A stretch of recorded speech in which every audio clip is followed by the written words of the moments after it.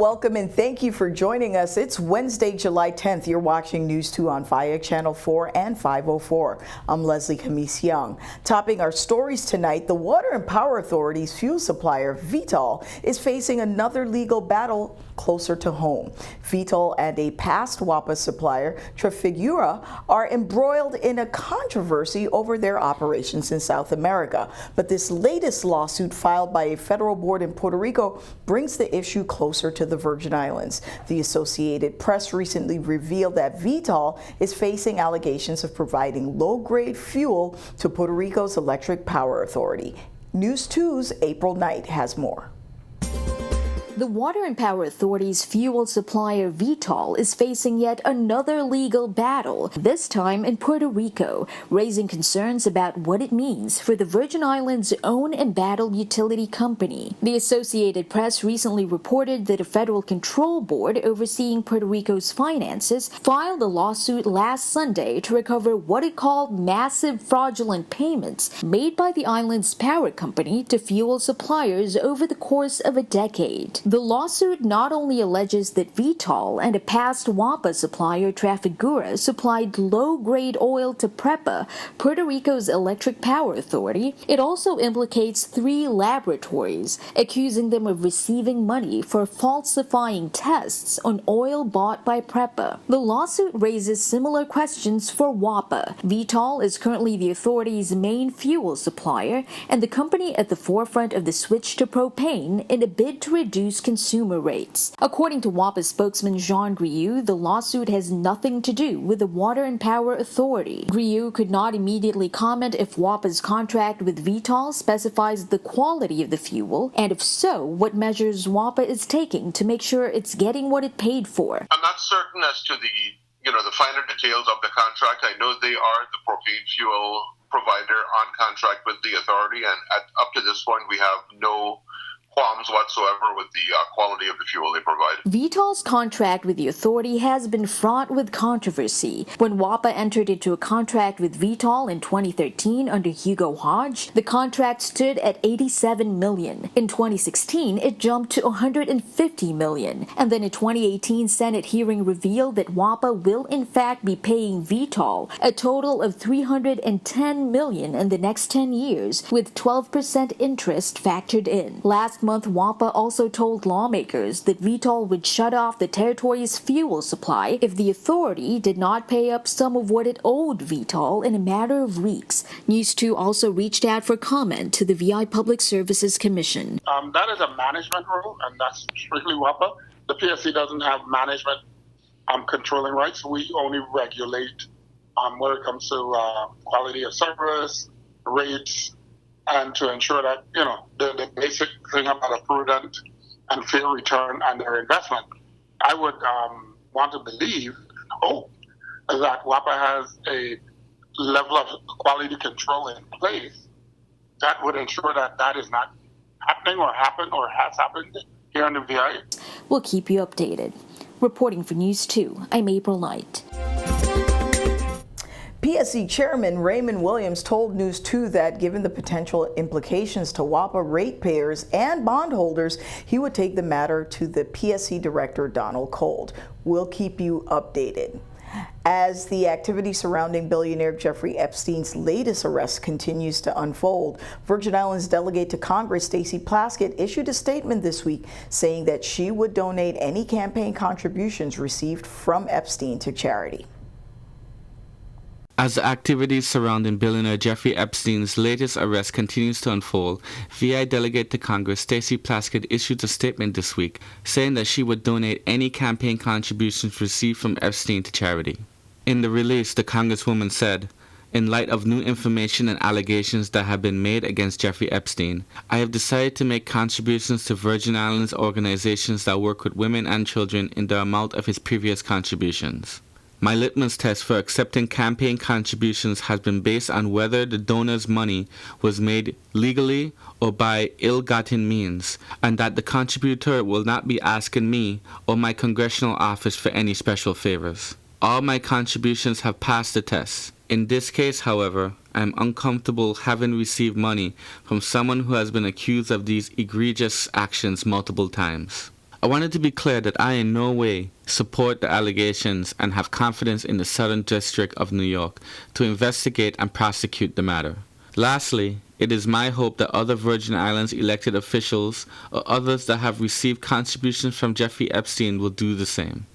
Mr. Epstein owns a mansion on Little St. James. Charges against Mr. Epstein also alleges that the mansion was part of the sex trafficking operation.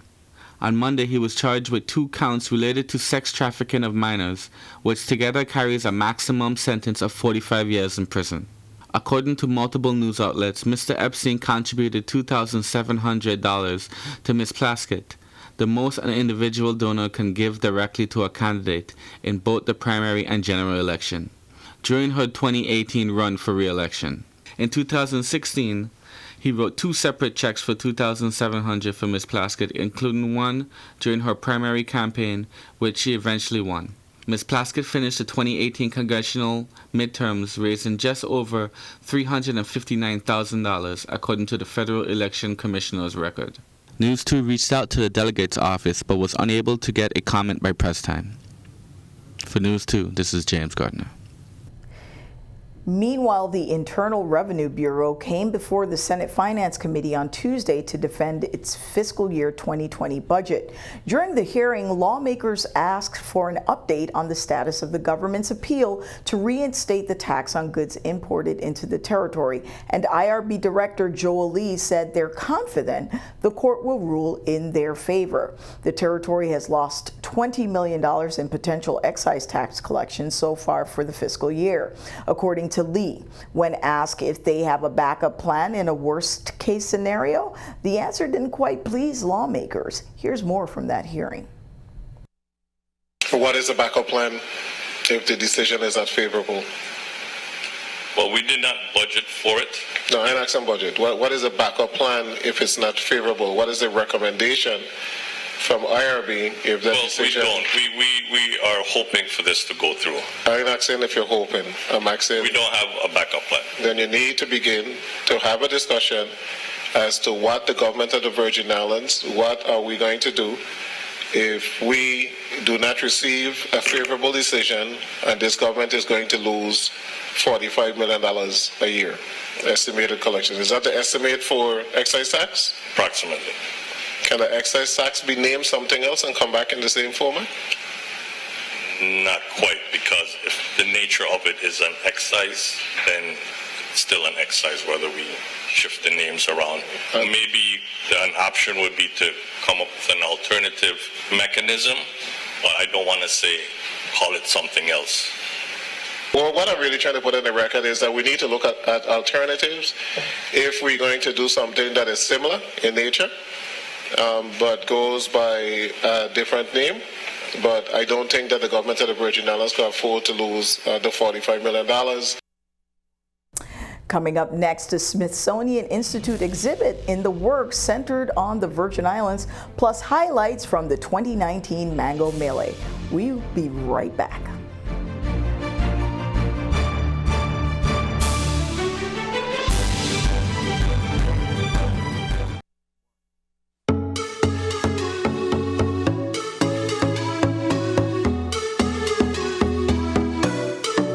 My Brother's Workshop has long been known for helping at-risk and high-risk youth by engaging them in programs, mainly carpentry and the culinary arts. Now, their trainees are expanding their vocational skills by going into boat building. My Brother's Workshop launched its marine program in 2018, and on July 19th, the St. Thomas Yacht Club will host the launch of Grace, the first wooden boat the trainers and trainees have built at their workshop facility in Tutu. Now, Grace was reverse engineered by the My Brother's Workshop students from a derelict Optimus pram shell that trainer Stan Lorbach found in the Bavoni dump 10 years ago. As the students' skills develop, they'll be building more sophisticated boats using increasingly complex construction methods, according to My Brother's Workshop. The first boat is roughly 7 feet 9 inches long. Again, that boat launch is scheduled for Friday, July 19th at the St. Thomas Yacht Club. Congratulations to all the trainees and trainers. Residents were invited to participate in the third installment of a public meeting on the planning of an exhibit tentatively titled Slavery to Freedom, along with archaeological research and field work from the Smithsonian Institution's Slave Wreck Project. The exhibit hopes to illustrate the culture and legacy of the people of the Virgin Islands. I'm going to give a brief introduction about what the Slave Wrecks Project is. And then we're going to jump right into how all of the work we've been doing, the archaeology, the community engagement, feeds into what this museum exhibit is all about. The Virgin Islands National Park Service, along with the University of the Virgin Islands and its Caribbean Cultural Center, are collaborating on the development of an exhibit entitled Slavery to Freedom. The exhibit combines the 5 years of archaeological research, fieldwork, and community engagement from the Slave Wreck Projects, which is led by the Smithsonian Institution's National Museum of African American History and Culture. The Slave Wrecks Project, we're talking about shipwrecks, and we knew that at Buck Island there were 2 slave ships that sank in the coral reefs off of there. These 2 ships, the Abercrombie and the Mary. We know a little bit about the Abercrombie, we don't know a lot about the Mary. We said, let's go find these shipwrecks. Let's provide the opportunity to start bringing in students, start training them in archaeology, getting people trained as scuba divers, and getting them out there. Along with the archaeological findings, the exhibit will explore the legacy of the transatlantic slave trade and the history and culture of the Danish West Indies, from slavery to freedom to present. We have the conversation of reparations, we have the conversation of people extending apologies, we have the conversation of people putting up and tearing down memorials. This is a little bit more than all of that right now, in that this is an opportunity for us to reflect on our history, but also to help the local community understand the history deeper, but also to help young people be engaged with history to empower them. Not just empower them in terms of their knowledge, but empower them economically and empower them in many different ways, right? Culturally, socially, so many different ways. In the third series of public hearings, participants broke out into 3 separate groups to engage on conversations about race, identity, colonization, and the power of place. Tanisha Bailey Roca, a local attorney and personality, shared her inter-island lineage and examined further on the identity of a Crucian. We had a wave of migration in the 60s that brought a lot of different... My mother came from St. Lucia, married a Crucian man, right? My grandparents, they were Barbadians that came here as well. And how do we define Crucian? And how do we define Crucian now, after these waves of migration, in a way that doesn't feel xenophobic to the cultures that come, but at the same time doesn't dilute what is Crucian? There were waves of migration even before. Representatives from the Smithsonian are looking for local heirlooms and stories for the exhibit that best tells the stories of the Danish West Indies to present-day Virgin Islands. For News 2, I'm Stephanie Shalana Brown. Annually, Mango Melee is hosted by the St. George Village Botanical Gardens in July. The event provides residents with further education on the varieties of mangoes available in the Virgin Islands. Vendors of all sorts sell both cuisine and products that utilize mangoes. Hundreds of people gathered this year to take part in the event that highlights the culture and diversity of the people residing on St. Croix. Participants have the ability to take part in food demonstrations and an annual fashion show. But every year the crowd grows larger and larger in anticipation of the mango eating competition that has both a children's and adult segment. Oh my God, it's crazy! She's spin out the skin. She's eating all that good mango meat. Oh my God. I'm sweating. This is insane. The amount of mango mess that is here is just incredible. All across the board, guys. Keep it going. Keep it going. Watch her. Make sure she's done it all. Oh, we got a toast drinker. Oh my God. Oh my God. She's drinking the juice. We need judges here. Oh my God. I'm going to give this to you. It's $50 for the winner. $50 for the winner. Your parents in? All right. Parents coming, guys. 5:30, we have the other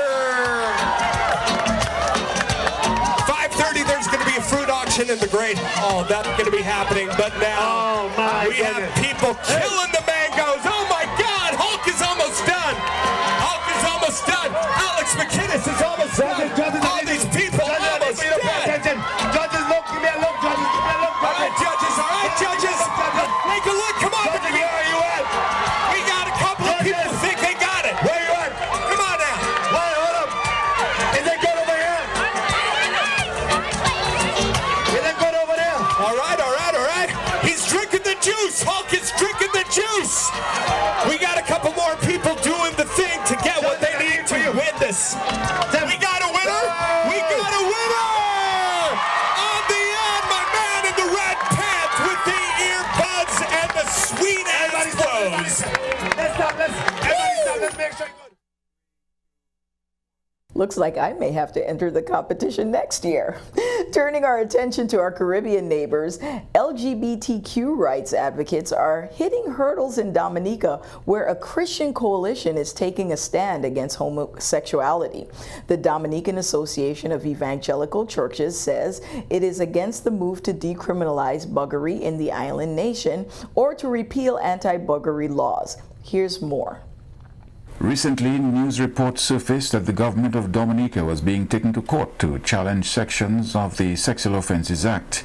This move is being supported by the Canadian HIV/AIDS Legal Network, an international human rights organization, as well as Minority Rights Dominica, Miridom.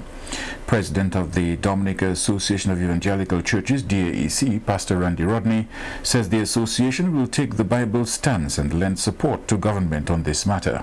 Let me go further to say that as we read the current news with the advent of the LGBTQ community intending to take the government to court to reverse the current laws on aborts, we want to say to the nation that we will stand on our position, and we believe the Prime Minister did make some comment a few years ago that those laws would not be revoked. We are very aware that there is a strong LGBTQ lobby all around the world, but we will stand along with the government.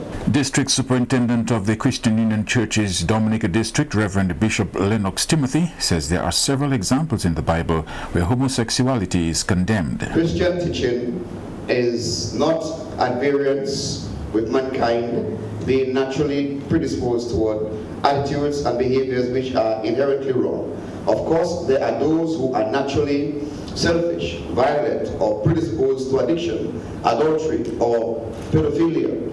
Does that natural inclination therefore make it a good thing? The Bible teaches that every person's nature is corrupt and must be regenerated by God. Thus, all men are born naturally into a multitude of vice. As Christians, we trust God to produce in us a new natural, which is a product of the new birth in Christ. Pastor Rodney believes if the country's buggery laws were to be repealed, it would place the country on a slippery slope. Stick around, your News 2 AccuWeather forecast is coming up next.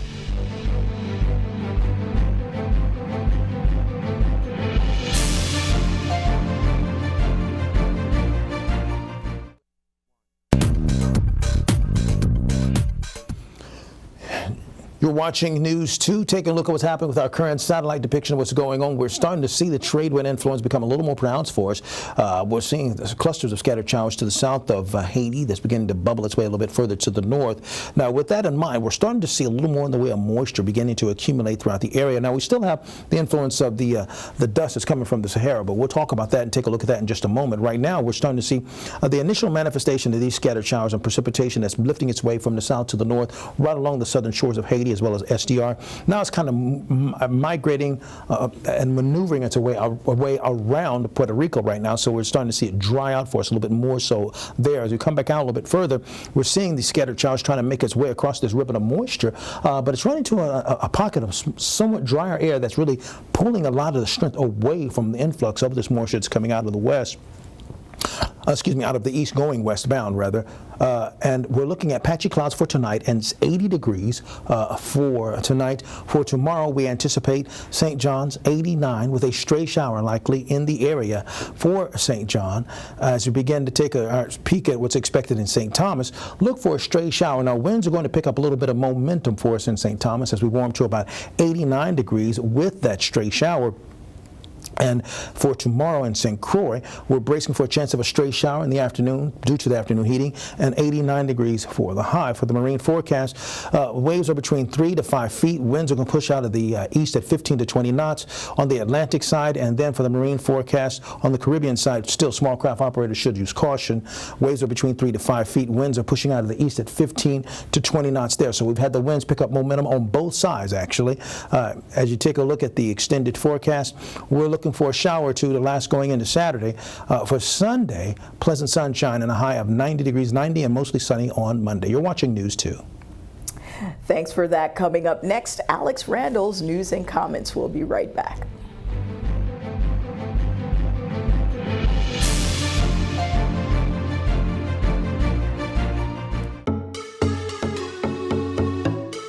You're watching News 2. This is Alex Randall with news and comment. If you want to get indignant and angry, there is so much room in the saga of Jeffrey Epstein for us to get indignant, angry, seething mad. And yet here we have a sexual monster living in our midst, and there's not much anybody can do about it. Let me review. Jeffrey Epstein is rich, very rich, multimillionaire rich, and he has a lot of powerful friends, former presidents, famous lawyers, crown princes, other rich guys. When you're rich and you know powerful people, you can do a lot of sneaky things and get off the hook. Jeffrey Epstein likes girls, young girls, 14, 15, 16, under the age of consent, and he likes to molest them. And with his powerful friends and well-paid lawyers, he has managed to stay mostly out of jail and get away with sexually abusing young girls. Now, his primary residence is Little St. James Island in the U.S. Virgin Islands. And since he owns the whole island, there's not much we can do about whatever he does on his private island. Does he molest girls there? Maybe. Does he hurt girls there? Maybe. We don't know, and we can't investigate. But what we can do is enforce the local laws about construction on his island. In addition to Little St. James, he bought Great St. James Island and started to build himself a palace. But even rich people have to get construction permits, and he has permits for modest things, roads, buildings, docks, but it seems that the actual construction is far outside the bounds of the permits. He's breaking the law, and we can see it. Our own Department of Planning and Natural Resources issued stop orders back in December.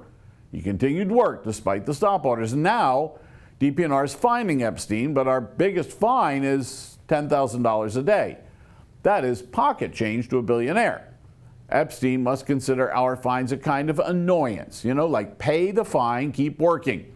And worse, DP&R doesn't have the staff to investigate or stop construction.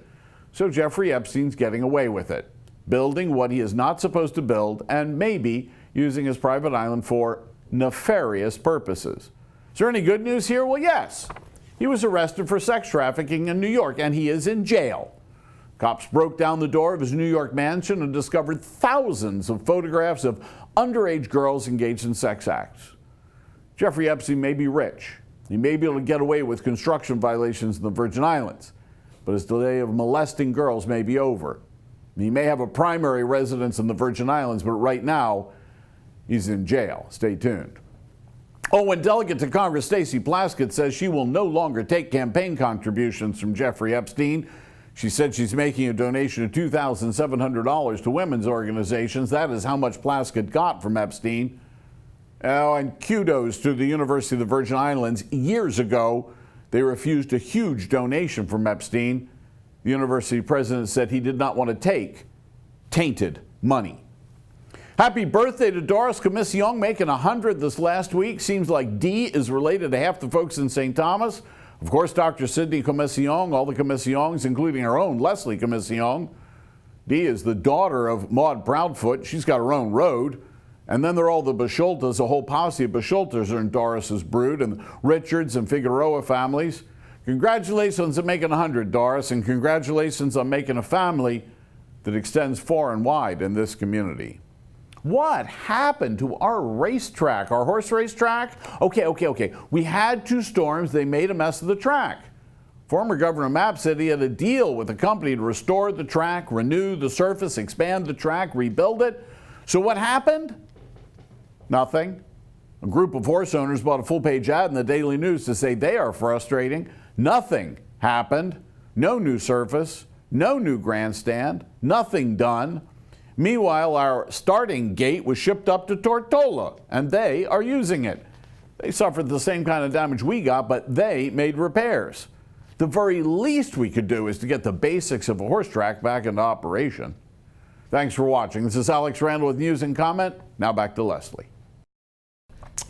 Thank you for that, Alex. And that's it for our show tonight. We're live on Facebook and YouTube and on via Channel 4 and 504 Mondays, Wednesdays, and Fridays, 7 p.m. and 11 p.m.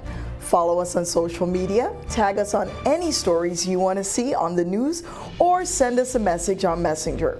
You can also email us at newsdirector@tv2.vi. Thanks for joining us on TV2. I'm Leslie Camisiang. We'll see you next time.